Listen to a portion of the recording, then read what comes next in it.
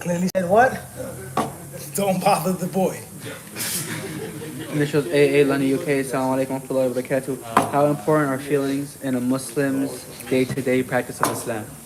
I'm sorry, I can't hear. Initials Anwar Ali London UK. Assalamu alaikum wa rahmatullahi wa barakatuh. How important are feelings in a Muslim's day-to-day practice of Islam? Right, Bismillah, Alhamdulillah, Salatu Wassalam, Rasulullah. Before we get started, Bidnillahi Ta'ala with the Q&A, once again, an announcement, a reminder, hopefully nothing prohibited, it's not buying or selling, with regards to the way of the disciple and the importance for us to, insha'Allah ta'ala, follow the way of the Salaf Salih, those who came before us, and to analyze and break down the long, rich history and legacy that has been left, and for us to add to that, and for us to Americanize and Westernize what we need, our tailor-made fittings for following the traditional path, learning the form but seeking the formless. And it lies no doubt, we live in an unprecedented time.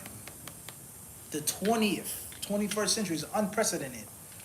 The Muslims living in these countries under the care and protection of non-Muslims in abundance, people making hijrah from the lands of Iman to the lands of Kufr, being born and raised, the renewal, the resurrection, the revival, the awakening, people going overseas, people learning, the different dawah groups, the dawah cause, this movement, that movement, the indigenous people of the United States accepting Islam in abundance, going through the different movements, this movement, that movement, you grew up in this, you grew up in that, you grew up in FOI, the Dar, my father was Jamaat Tabligh, etc., etc., etc. Now we have this dawah and that dawah, etc., etc. Going overseas, studying, learning, etc. All of this is unprecedented. And the Muslims living as mass minorities, it was never like this in the lands of Kufr. We don't have our own sections, all right? So it only makes sense for us to tend and to look after our needs. And from our needs is the establishment of the culture of professionally seeking knowledge coming from the West. Not coming from the East, 4th, 5th, 6th, 3rd, 8th, 9th, 10th century, but 2022, Queens, Brooklyn, Toronto, Ottawa, coming from the lands of Kufr from the West. I now want to go what? Overseas and seek ilm. How do I do it? How do I start learning? What are the steps that I take? Where do I go? Who do I sit with? Who do I learn from? Etc., etc., etc., etc. And of course, there's a great deal of good in the translations. As I said, breaking down, analyzing the old ancient stuff. But there's never ever going to be anything like writing in the original language and tongue and culture based off of the old stuff. No one misunderstand our philosophy that we're making up something new or coming something from the top of our heads or our pockets. Taking the antiquity and breaking it down, chopping it up, reforming it, structuring it for the average Black American, the second generation Muslim from Bangladesh, from Pakistan, from Guyana, living in the lands of Kufr. Now I want to what? Go study. My parents are secular. I come from a background of engineers, but I want to seek knowledge. I come from being a Christian. I come from this movement. I come from that movement. I used to be caught up with these people and that people. Now I want to go to Medina. What are the practical steps? Let alone Hispanic community. Minority what? Within the minority. And the list goes on and on and on of the different things that we can say of the importance and how we all have different plights in life, right? You were born Muslim, you accepted Islam in jail. Your parents come from Egypt. Your parents come from this country. Your parents come from Pakistan. You come from a line of scholars, but they were Hanafi, Tablighi. You come from a line of pastors. You come from a line of heart surgeons and brain surgeons, and they want you to do the same thing, but you want to seek knowledge, etc. What? Etc. From here, the melting pot of America. So these are some things that you'll find in these books, in these manuals. One manual, two different versions, but as we said, made for the Western-speaking person originally. So check it out, inshallah ta'ala. And Allah surely knows best. Walhamdulillahi rabbil alameen. What is the importance of feelings in the day-to-day life of a Muslim? I would say nothing less than paramount. Feelings, love, jealousy, anger, right? Fear. That's the lifeblood of a Muslim. Being jealous for losing your iman, loving Allah, hating kufr, right? Being afraid of disobeying Allah subhanahu wa ta'ala, loving the believers, having a soft and tender heart for the faithful, ashiddat, having harshness against those who aren't faithful, etc. And of course, those feelings, they have to be in line with the kitab and what? The sunnah. And when we're talking about seeking knowledge, once again, you have to have feelings for seeking ilm. Knowledge just can't be a hobby or thing that you do, but it has to be that which you're in love with. Brothers want to get married, I tell them, make sure you tell your wife that you're what? Already married. Make sure that your wife accepts polygyny. And if she does not, I'll tell you now, from my experiences, you can learn from my mistakes, do not play yourself. Period. We're going to work on it. I'm going to talk to her. If she says, oh no, or this or that, Assalamu alaikum. Do you accept coming in with another wife? I didn't know you were married. Your parents told me you never would. You still have your virginity, etc., etc. No. I'm married to what? Ilm. Huh? That's first and foremost. And that's based off of your feelings. Wallahu a'lam. Initial AA line, okay? How Aladlis, Ahmed. can I perform ruqya to help with low iman? Can a person perform ruqya to help with low iman? Ruqya is beneficial, period. For the believer, for any sickness and any illness. Period. Initials AJ Minneapolis, Minnesota. Sheikh, I struggle with depression and borderline personality disorder. I have a very hard time praying and having the motivation to do things in general. Am I sinning if I can't pray? You have to fight. And from the most important principles of fighting is joining with your allies. You have to join with your allies. You're not alone. You're not supposed to be alone.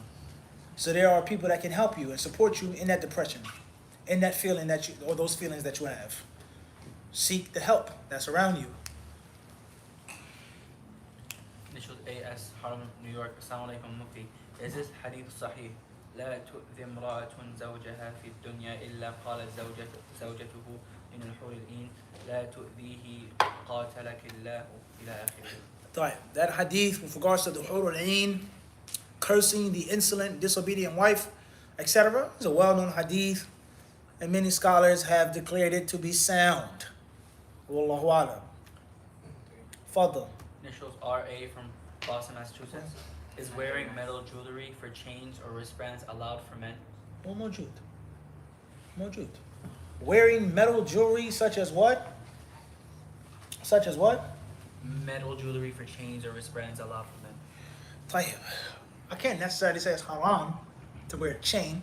Can't say that. I don't have the authority to say that. I don't know of a specific proof, clear, that prohibits a man wearing a chain. And the same applies to a man wearing some type of, I said some type of bracelet.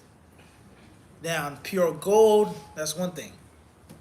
Something that clearly imitates the kuffar and their religion and their shirk and their kufr, that's what? One thing.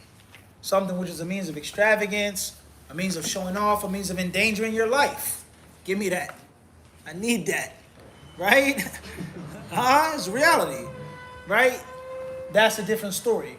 But the sheer having of some type of bracelet or chain, for argument's sake, that is not feminine, that is not composed of a haram element, can we say that's haram? Can we say that that's absolutely imitating the kuffar, absolutely imitating women? Can we say that?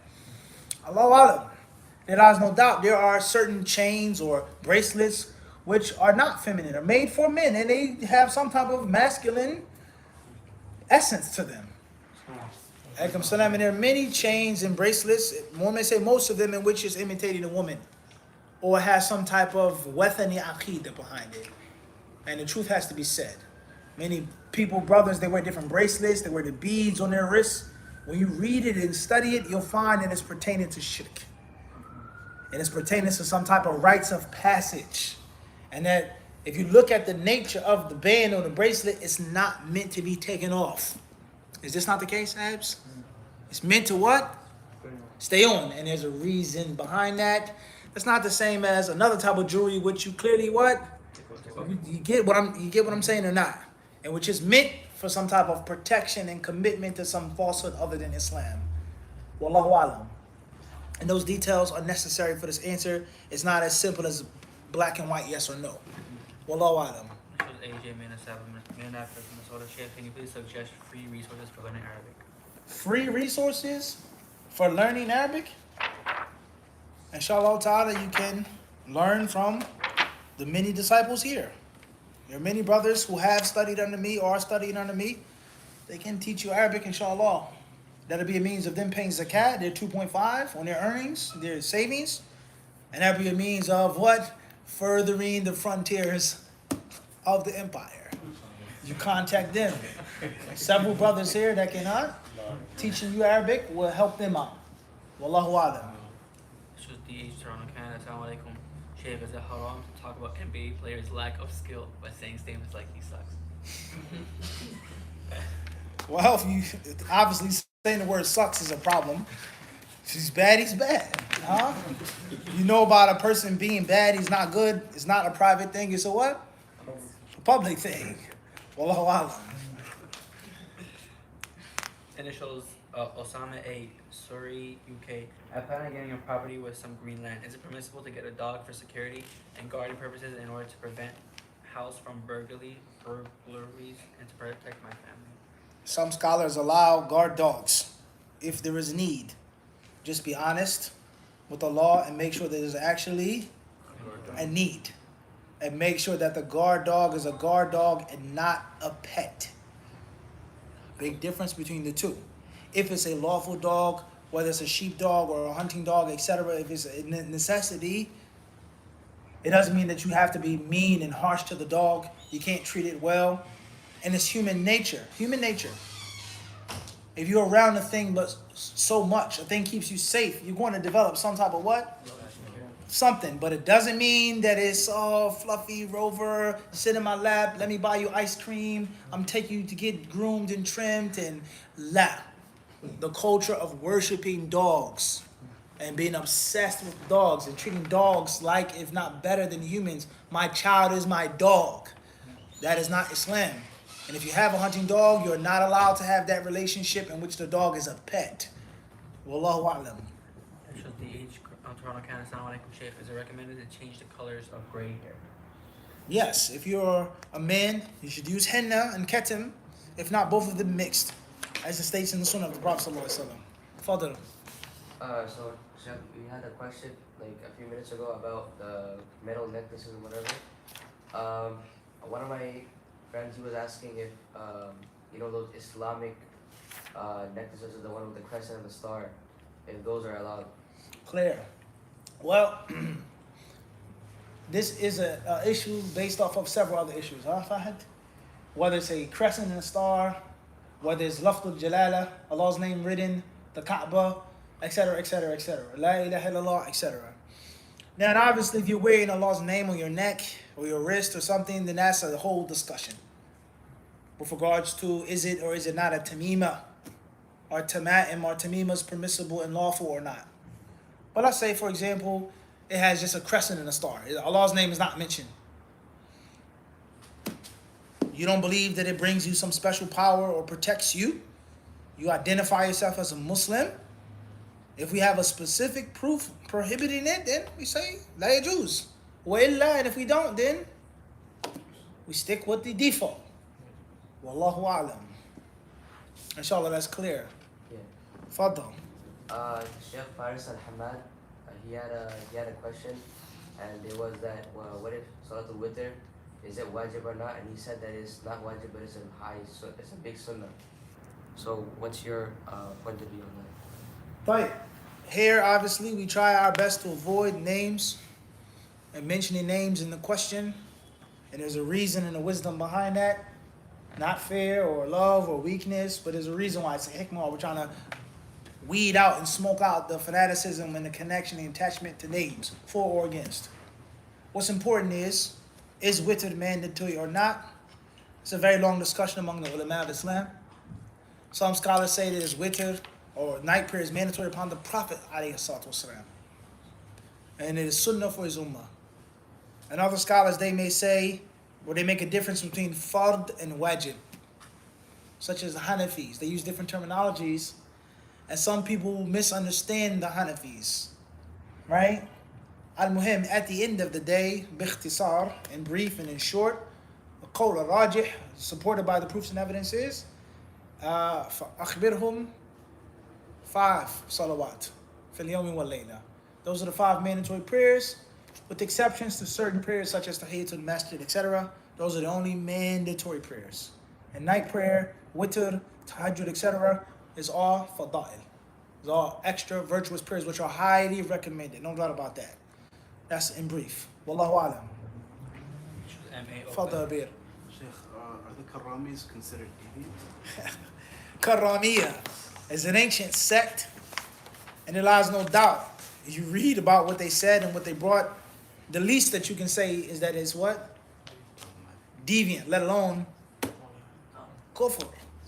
And obviously it's very important to read the history of the Islamic or the sects.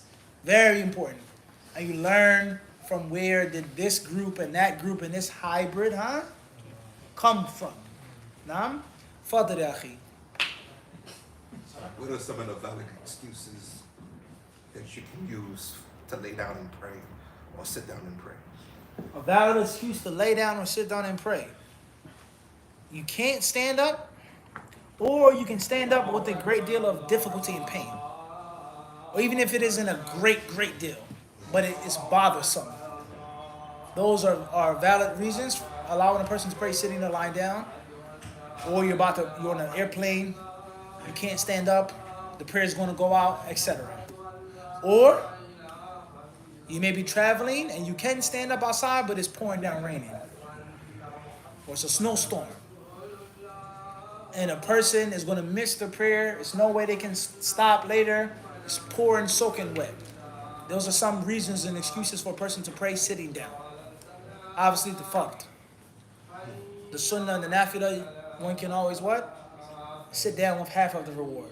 Wallahu alam. Next question. It shows MA open. How How do we make sure we get treated fairly in a divorce when we have no guardian?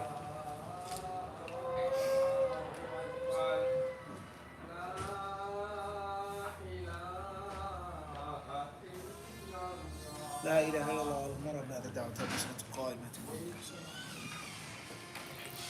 How does someone make sure they get treated fairly when they go to a divorce if they have no guardian? You may get mistreated in a divorce with a guardian. That's a fact. Your blood, your father, your brother, you can still be mistreated. So ask Allah Azza wa Jalla to protect you, and ask Allah to allow you to get your rights that you deserve. Then inshallah ta'ala try your best to go after the tangible means of getting your haqq. If you don't get your haqq and you're mistreated, khalas. At worst, you were mistreated and now you're free from that man or that woman. It's over, it's done. Don't get caught in entanglement. Right? Very important to understand. And this is, I'm making an example here, and I'm going to quote something. Those who know about it, know about it. Those who don't know about it, don't know about it. Something from back in the day. Ben Victor, the guy, he owed him money, right? He chased him down. He said, stop chasing him. He said, he owes me money. He owes me $20, right? Blah, blah, blah, blah, blah. He said, $20 and now you're what? You never ever have to worry about him a day again in your life. Hikmah. That's serious wisdom. So this man, he's supposed to give me nafaqah for 3 months, blah, blah, blah, blah, blah, da, da, da, da. He didn't give you nafaqah. He didn't pay you, whatever the case may be. Now you have to what? You ain't got to worry about him no more, or her, etc. Right? And of course, there's nothing wrong with standing up for your rights. But you guys get the point that I'm trying to make. At worst, you didn't give me my rights, and it's over. A student, a disciple who used to study under me, I was kind to him. I took him under my wing, in my nest, fed him worms, allowed him to develop his bushy feathers, taught him how to hunt, how to fly. He leaves the nest, talks bad about me. This Muhammad ibn Munir, kada, kada, kada, kada, jarh wa ta'dil, kada. What's the point of me trying to, oh, I didn't say that, I really didn't mean that, Kevin? He's now what? Khalas. And now I don't have to deal with him ever what? Ever again. Even though I'm being treated what? Unfairly. So sometimes that's a blessing. Right? Wallahu alam. سبحانك اللهم وبحمدك أشهد أن لا إله إلا أنت أستغفرك وأتوب إليك وجزاكم الله خيرا.